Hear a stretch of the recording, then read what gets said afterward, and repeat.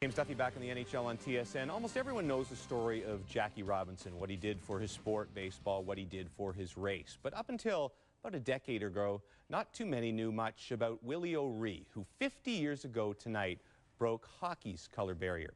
David Amber now on a man who changed the face of our game.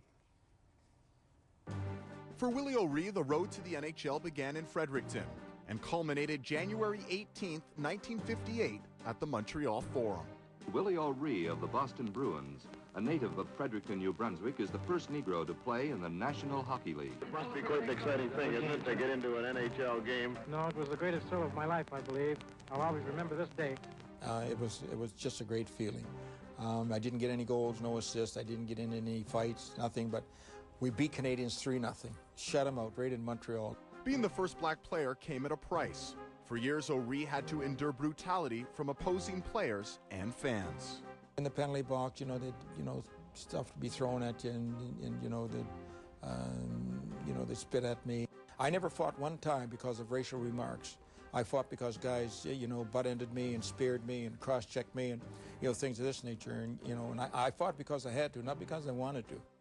After playing just 2 NHL games in 1958, O'Ree returned to the league 3 years later, where his biggest thrill came New Year's Day, 1961. We played the Montreal Canadiens in Boston, and I scored my first National League goal. It was not only my first, but it was the winning goal. O'Ree scored 4 goals in 45 career NHL games. The shot, man, Eagle make the save, another try, and he scored! O'Ree was looked to be the last one to touch it. A modest number until you discover that as a 19-year-old, an errant slap shot should have ended his career. Dr. Henderson was the surgeon who operated on me and came by my bedside, and he said, "Mr. O'Ree," he says, "I'm sorry to inform you," he says, "the impact of the puck completely shattered the retina in your right eye, and you're going to be blind, and you'll never play hockey again." Blind in his right eye, O'Ree kept his impaired vision a secret throughout his career. Incredibly, he still scored 450 goals in 21 years of pro hockey, playing mostly in the Western Hockey League with Los Angeles and San Diego. It was difficult. I was blinking a lot, and and I was skating down the ice, and I couldn't see anything, unless I turned my head all the way around. O'Ree left the NHL during a turbulent time. The civil rights movement pushed for the end of the Jim Crow laws and the integration of American schools. The true integration of the NHL would also become a reality. I remember watching Willie O'Ree play as a child, and saying to my father that that's going to be me one day. True to his word, 13 years after O'Ree left the league, Mike Marzin, a junior star drafted 19th overall by Washington, became the second black player in the NHL, followed by Tony McKegney, the NHL's first black star.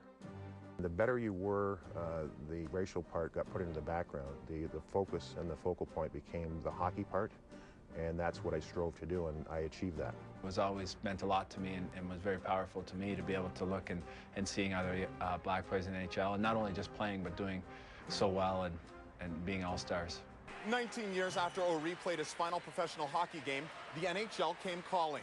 Looking to change the complexion of their league, they appointed O'Ree as the director of the NHL's newly formed Diversity Task Force. And for the last decade, O'Ree has traveled an average of 15 days per month across North America to participate in diversity clinics like this one in Oakland, California. Good job, good job! Leading the diversity program has revitalized the 72-year-old O'Ree. Reconnecting with the league at its grassroots level allows him to be a teacher and a mentor. When you watch the Sharks play, you don't see them skating down the ice with one hand. 2! As well as a ubiquitous figure off the ice who tirelessly promotes the game. Where are you heading to? The Long Island Wilmot Hotel. I want to meet Wayne Gretzky and get his autograph. You mean the great one, number 99? Yeah. You're a hockey fan? Oh, I love it. We must be the only 3 black hockey fans in New York. I'm not a hockey fan. Well, I guess it's just us then. To date, more than 40,000 kids have been exposed to the game through hundreds of these diversity clinics.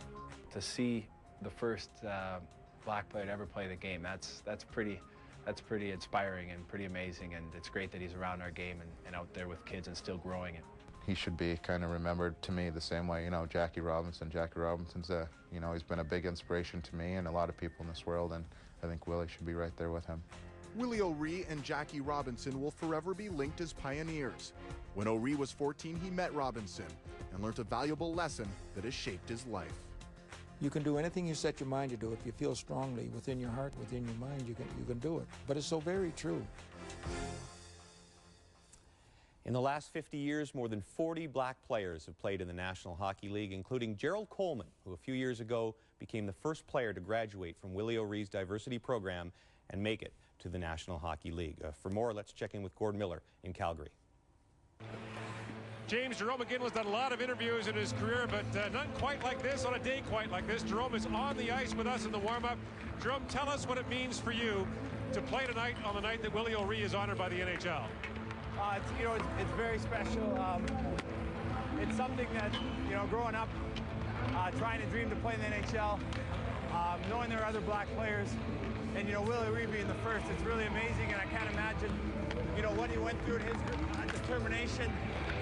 You know, he's a real special guy to me, and he means a lot to me. Jerome, do you think of yourself as a player who's black or a black player? No, I do view myself as a black player.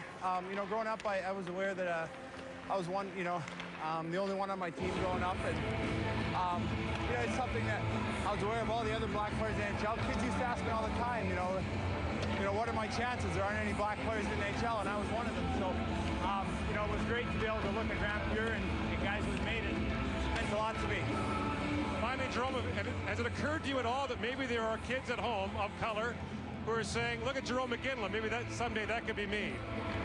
Yeah, that's really cool. That's really special. I'm trying to pay attention here. This is... Did you score? No, that's your fault. Jerome, thanks. Good luck tonight. Hey, thanks a lot.